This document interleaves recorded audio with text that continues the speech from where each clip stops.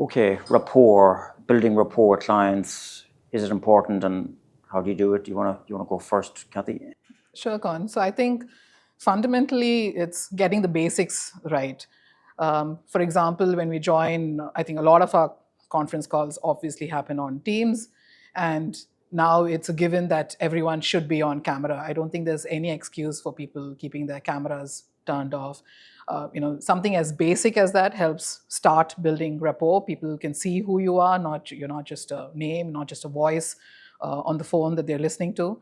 But when we are on camera, also it's important, I think, to be mindful of body language when you're on camera.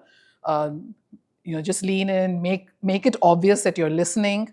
Offer a lot of non-verbal cues as well. Just saying ha, and just nodding while someone is speaking. Again, as I said, very, very fundamental stuff.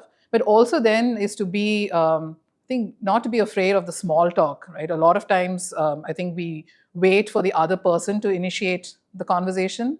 But we can get started as well. And especially, I think we have that real dead air, awkward silence right at the beginning of the call when we're waiting for people to join. And it's a great time to just introduce yourself, ask the other person, how they are. If you're meeting someone for the first time, just get to know them a little bit better. You don't have to wait for every single participant to join the call before you start speaking. I think that's just all the basic stuff right at the beginning of the call, because the first impression matters so much, especially when you're meeting someone new. Yeah, I think that's very important. Well, go back to the question. I mean, building rapport is hugely important, especially if you're in an operational role as well as a sales role. It's essential for lots of reasons, particularly if we get into trouble with delivery, right? And let's say something goes wrong.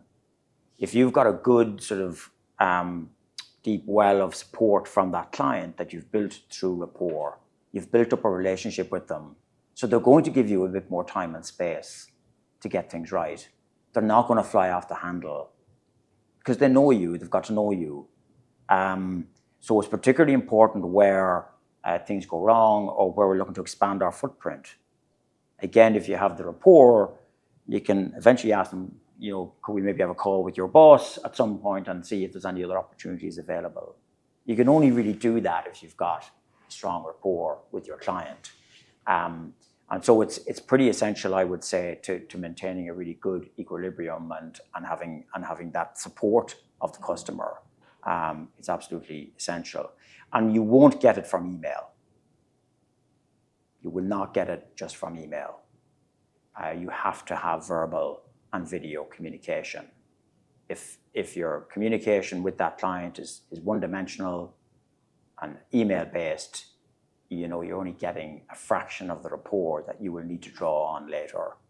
So you've got to arrange calls, you've got to, maybe it can be on a WhatsApp call, a phone call, and video calls. And sometimes the clients themselves are not crazy about giving you that time.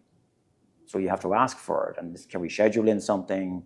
I think it's important we connect once a week or once a fortnight is a cadence that maybe works, and certainly once a month. And it's got to be, and if they dodge the call or they don't turn up, you've got to work at encouraging that, because it's really, really important to the entire relationship. And to say, when there's a bit of give and take, if they got more work, they'll come to you with that additional work. But if you're in a spot of bother later on, having built up that foundation of support would be super important. So I think that part is essential. I think, Bindu, you're going to touch on that initiating dialogue and being a bit more engaging is important. Absolutely, Con. I think it's an opportunity for people to build rapport, especially at the beginning of the call before we get into business. When people are just waiting for others to join, or we're sometimes too timid, aren't we? With that, we're too respectful, reserved. You've got to put yourself out there, don't you? Correct. You've got to take it. You have to have some courage and initiate the dialogue.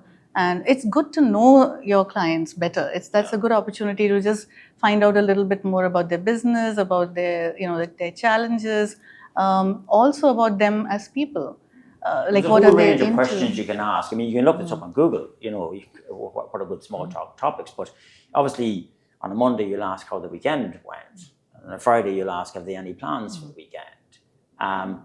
Or you could say, yeah, well, I had a really tough morning. I had to take my dog to the vet. You know, you can something as simple as that will unlock a little bit of dialogue. Or no, my mum was not well. I had to take her to the hospital and it was jammed. And you know, you can initiate that conversation. But all too often, I've seen with Indian teams, there's just this hesitation, this timid kind of nature. It's falling somewhere between respect and being passive. I can't quite nail it down, but it's not really helping, I think.